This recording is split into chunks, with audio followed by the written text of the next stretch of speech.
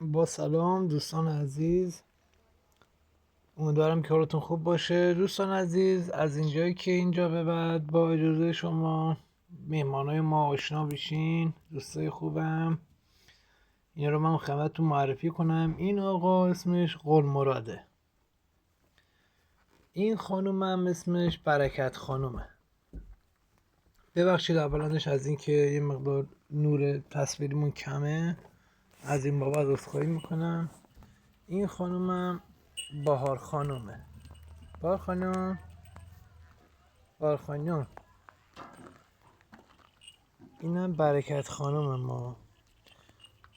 اون آقایی که اون داخل قول مراد شوهر ایشونه، برکت خانومه، و دوست پسر بهار خانوم. از این رو چون این دوتا حبوان نسبت به هم دیگه، قول مراد این وسط ما بین این دوتا قرار گرفته و برکت خانوم به قول مراد آقا هی میزنه، چرا که دوست دخترش بهار خانومه.